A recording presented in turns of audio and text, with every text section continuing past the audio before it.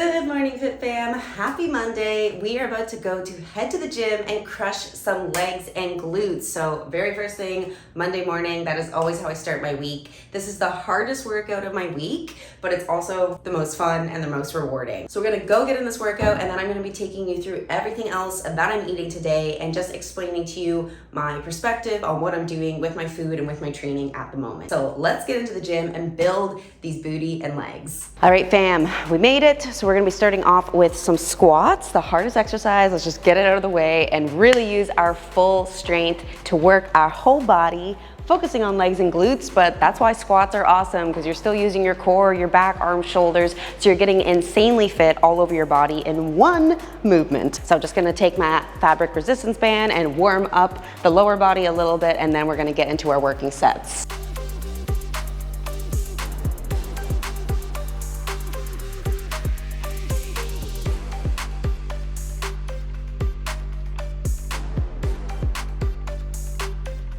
Okay, and then I'm just gonna come onto the bar and do one set of squats, just the bar only, just to get used to the range of motion, and then we're gonna start adding weight and getting to these working sets. Okay, so getting my weight on for the first set here. Okay, so I'm gonna be doing 4 total sets of squats, and the idea is that I wanna increase my strength every single set. So I'm going to be increasing the weight, but decreasing the amount of reps I do. So first set, I'm gonna go for 10 reps, then 8, then 6, and then maybe even just 4 on the last set. So you should really feel like you're giving maximum effort, that you couldn't possibly do another rep, and that you're still using good quality form, going through the full range of motion, muscle-mind connection for every single rep. So let's go. Okay, so taking a few steps back, you got your feet a shoulder width distance, and then the first thing you're gonna do is you're gonna be hinging back at your hips just a tiny bit. So thumbs on top of the bar, and then you're squeezing your shoulder blades together, and then hinging back at the hips a tiny bit. Now we're going to bend our knees, sink down, and then drive up through your heels, up to the top. So hinging back, lowering all the way down, drive up through your heels. And keeping your chest forward a little bit, I usually like to look down at the ground. All right, so that was a pretty easy first set. I probably definitely could have gone for more than 10 reps, but I was just kind of experimenting with the weight. So now I'm gonna increase it. We're gonna rest 2 to 3 minutes. Allow yourself to have enough time to recover and actually give the next set your full strength. Because as you can see, I'm kind of out of breath, even though it wasn't insanely difficult. So I'm gonna add on more weight, and then let's go into set number 2. So walking back, feet shoulder width, thumbs on top of the bar, pinching your shoulder blades, hinging back at the hips first, bending your knees, lowering down as far as you can, and drive up through your heels. Okay, we're about to go into set 3, going pretty heavy here because we're just doing 6 reps. So maximum strength here. You can do it, let's go.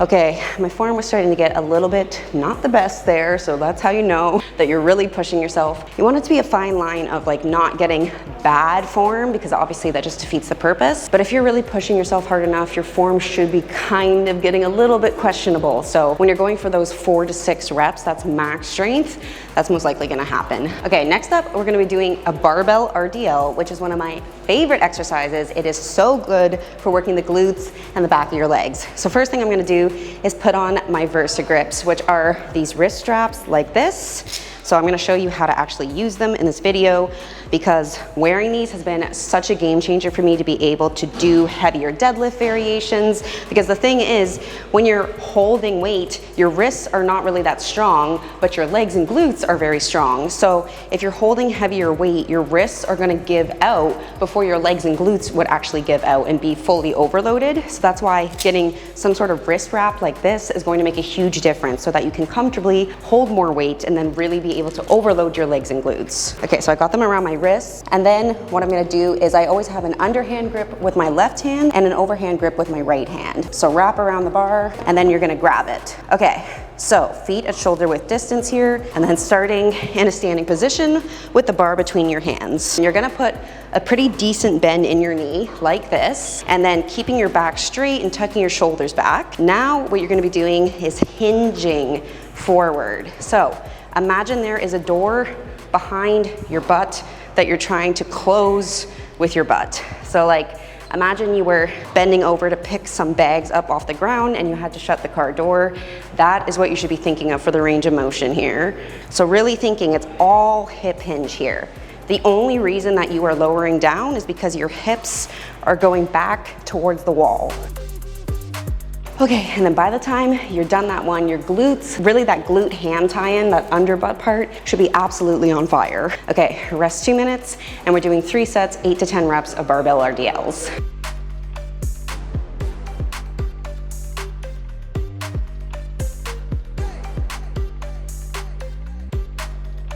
And then another thing is you can see when I'm coming back up, you're not gonna come to a fully locked out position. You don't need to do that. So you're gonna be hinging back like this, and then you're gonna come up kind of to maybe about here, because pretty much you wanna just keep the tension on the glutes the entire time. So hinging back like this, and coming up to about here, and repeating. Okay fam, we're getting into some Bulgarian split squats, everybody's least favorite exercise, but it is a really good one for building your legs and glutes. You're gonna take a pretty challenging pair of dumbbells, I know you can do it, and then putting one foot up on the bench behind you. Now you don't wanna be so far forward like this. You wanna actually be relatively close to the bench because you wanna be able to actually lean your chest forward and come down like this, where your knee is pretty much gonna be touching the ground, okay? So the more upright you are, the more upright your chest is, the more it's gonna hit your quads, whereas the more forward your chest is, it's also gonna be hitting your glutes a little bit more.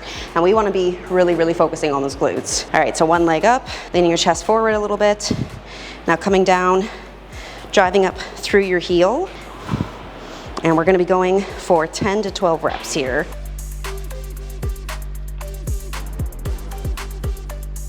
It's okay to take a little rest in between each leg because these are so intense. I usually rest for like 30 to 60 seconds and then go to the next leg. So foot up, chest leaning forward, bringing that knee down to the ground, driving up through your front heel. Okay, now we're gonna be moving on to a great glute isolation exercise, and that is cable kickbacks. And I like to do them at a 30 to 45 degree angle, which is really gonna hit kind of the side booty very nicely. So I recommend getting some kind of ankle strap. It's kind of just nice to have your own, but a lot of gyms will have them, like this gym does. Or if nothing else, you can always use just the regular D handle and put your foot through here to kick back. But this is a lot more comfortable because it'll actually wrap around your ankle. And I also like to put a barbell plate on the ground just to have a little bit of elevation for my standing leg. You're gonna lean forward a little bit, maybe a 45 degree angle with your chest to the ground. And now you're gonna be kicking out to the side at about that 30 to 45 degree angle. And we're going for 12 to 15 reps here.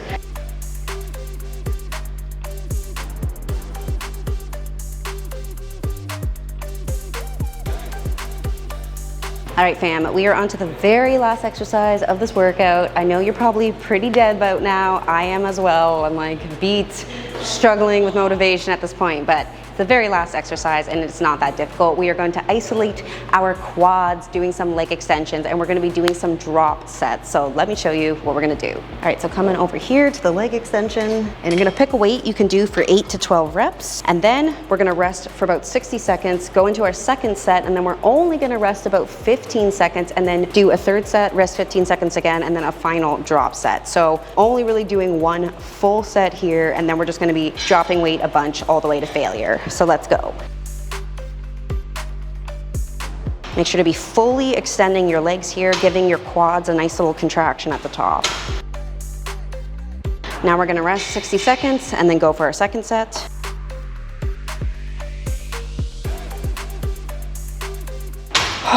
Okay, rest 15 seconds, lower the weight down to the next lowest weight. Okay, let's go, third set. Okay, next lowest weight. And for these last two drop sets, we're going for as many reps as possible. So I was able to do 6. My quads are absolutely on fire right now. Okay, and very last set, and then we're done. Let's go. Oh, could only get to 5. All right, fam, we did it. Congrats. I know that that was really tough. Like I said, this is literally the hardest workout of my entire week. That's why I just got to smash it out Monday morning before I have time to even question it. But I do feel really good now. Got a great leg and booty pump, burned a ton of calories, really got my heart rate up, got on a good sweat as you can see. So fantastic work. I'm gonna head home and make some protein pancakes for a solid post-workout meal and then show you everything else that I'm eating for the day. All right, fam, back and showered from the gym. Time for some protein pancakes to get lots of protein and carbs in your body after you lift. So important because you need the protein to actually build the muscle and you need the carbs to refuel your energy stores, specifically your glycogen, which is the fuel we get from carbohydrates that gets stored in our muscles. So if you don't eat a lot of carbs after your workout, you're gonna be so freaking hungry because your body's like, where is that fuel? So let's make them. Okay, so to make these protein pancakes, I'm gonna take a banana and mash that. I'm doing it in this pot because I don't have a larger mixing bowl. And then I'm gonna be adding in some oat flour, cacao, 1 egg, and then also some egg whites. I've started doing more egg whites just because it's pretty much pure liquid protein, so it just helps get those numbers up. And adding in a tiny bit of baking powder, and of course my protein powder. Mixing that all together to make a batter, and then we're just gonna spray our pan with olive oil cooking spray and pour that out. And I'm actually just gonna make one giant pancake instead of doing a bunch of small ones because I'm just a little bit too lazy for that because it takes a little bit more time. So then letting that cook through, flipping it over, cooking it on each side, and then I'm gonna chop up some strawberries to add on top. And then once the pancake is done, I'm gonna spread some almond butter and honey on top and then finish off with the strawberries. It is so easy and so delicious. Okay, so I'm still just a little bit hungry, which is normal after a leg day because you just burn through so many calories and your muscles are like, where is that glycogen? So I'm just gonna have a little bit of bread, a banana with peanut butter, and then shortly after that, I'm going to actually make my next meal, which is gonna be some eggs with roasted potatoes, and that's gonna keep me full for a long time. So just gonna quickly nibble on this, do some client check-ins because it's Monday, so I'm reviewing all their programs and making the adjustments, and then I'm gonna make that next meal.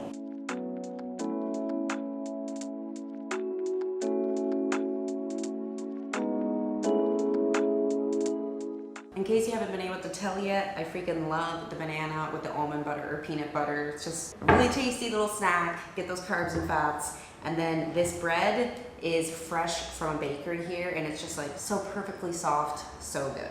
Okay, taking a little break from my client check-ins, time to make some roasted potatoes and eggs. It takes a little bit of time to prep the potatoes, which is why I don't always do this, but it is so worth it. And potatoes make me feel really full and really good for so many hours because they are such a good quality whole food. So let's make them. Okay, so to make these roasted potatoes and eggs, I'm just gonna take a little bit of potatoes. I'm doing 300 grams usually, somewhere between 250 to 300, chopping them into small bite-sized pieces. And then you wanna let them boil just for about 5 minutes, and then you're gonna drain that and then add in a little bit of olive oil. I just do about 1 teaspoon and a bunch of sea salt, and now I'm gonna add them into the air fryer. I put them at 390 degrees Fahrenheit and let them roast for 15 minutes, maybe giving them a little bit of a shake halfway through. And then for the eggs, I'm once again doing some egg whites, about 100 grams here, again just to help get the protein up, and then mixing it with 15 to 20 grams of feta cheese, throwing in some spinach to get the greens, and then I'm also gonna mix in 1 real egg because if it was only egg whites, that would be kind of bland. So I gotta have at least some flavor going on with the yolk. And then gonna mix that all together, spray my pan with olive oil cooking spray, and then just cook that up on the stove for a couple of minutes. And then once the potatoes are done, I'm gonna serve that with the eggs and just top it off with some ketchup. And that's it. So quick and easy and so hearty and filling. All right, fam. So I wanted to give you an update as far as what I'm doing with my calories, macros, and what it is that I'm working on at the moment. So this week, I am actually taking a diet break. So I have been doing a fat loss phase where you are burning a little bit more calories than the amount that you are eating. So you're eating in a slight calorie deficit so that you can really accelerate fat loss, but still maintain your muscle mass and really try to keep your metabolism as fast as possible. So I was doing that for 9 weeks, and technically more 8 because out of those 9 weeks, I had the 1 week for my retreat here in Mexico. So I was kind of off that week. It's been 8 weeks that I was actively in a mild calorie deficit. And throughout that whole time, it was going really well. And I had definitely seen very good results. I have leaned out a lot and I'm really happy with my my progress. Obviously, I've had days where maybe I wasn't completely on point with my macros, but for the most part, I have been really, really consistent until this past week. This past week, I was just getting so unbelievably hungry, and it was weird because I was still eating the same amount that I had been the week before, and the week before I felt fine, but this week it was just really rough. I was so hungry all the time. So with all that being said, I decided that this week I need to take a diet break, and that's something that's really normal that you might have to do while you are in a fat loss phase, because the thing is, eventually it is going to be really stressful on both your body and your mind to be in a calorie deficit for a while, because technically you are starving your body. It's not extreme, you're not like in a really huge calorie deficit, because obviously then you would just be losing muscle, which you don't want to do, all that muscle that you work so hard to gain, and then that means slowing down your metabolism. But yeah, it is stressful on your body. It doesn't really like that it's not at this homeostasis where it has an equal level of energy to the amount of energy that you're putting out. And then you're also depleting your glycogen stores, so the amount of stored energy that you have in your muscles is kind of getting decreased because you don't have extra fuel coming in. And so it's quite normal that about 8 weeks into a fat loss phase, you are going to have to maybe do this. You're going to have to take a diet break. And so a diet break is where you take 1 week and sometimes maybe even 2 weeks. I really only want it to be 1 week just because I have been making such great progress, and I want to really push another 8 weeks of my deficit, of my cut, and just lean out as much as I can, and probably just be really strategic with the foods that I'm eating. Because again, since you aren't eating as many calories, you want to just try and eat more filling, more high volume foods. So things like potatoes, beans, rice, pretty much anything that is a single whole food. Obviously lots of protein, so like your chicken, your fish, all of that good stuff. That is the stuff that's going to keep you the fullest for the longest, because it has the most high volume of food for the least amount of calories. So I think I'm just going to have to try to be a little bit more strategic and really, really emphasize those types of foods. So this week we brought up my calories a bit. I'm going to be at 2,100 calories this week. And again, just because I'm eating this much does not mean that you should be. I'm just sharing this to be transparent so you know what is going on with me. The amount that you need to eat is completely individual to you. And one of the most recent videos right here that I just did is going to walk you through step by step how to calculate how much you need to eat for your body and goals. So make sure to check that one out. So yeah, this week I'm at 2,100 and I'm already definitely feeling more full and just grateful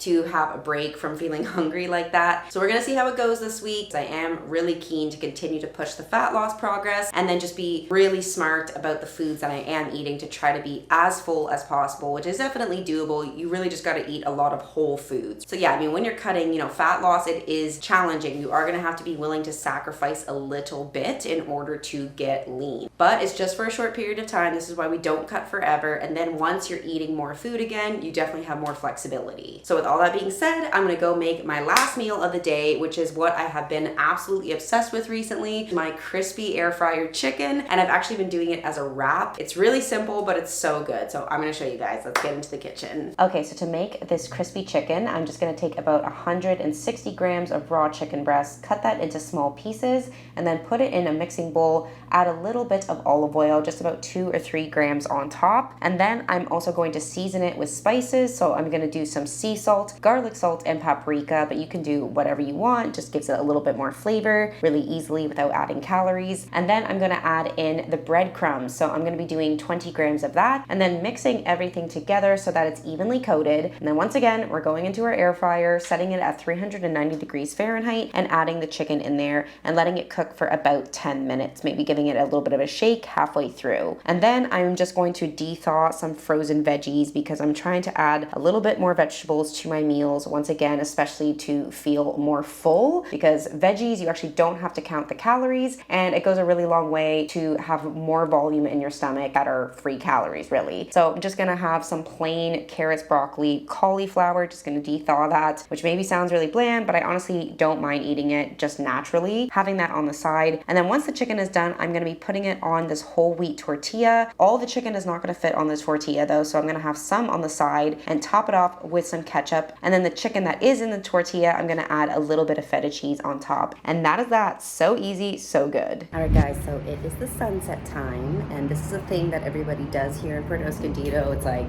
the thing to go actually watch the sunset. So I'm gonna go walk over to one of the most beautiful parts where you can really see the sunset so well and have like this insane ocean cliffside drop and everything. So I'm gonna walk over there and just get some steps for the evening. That's usually when I try to get the majority of my steps in, because yeah, during the day I'm just working a lot, and also it gets really hot. So now when it's a little bit cooler, this is the time. And yeah, I'm gonna show you guys the view.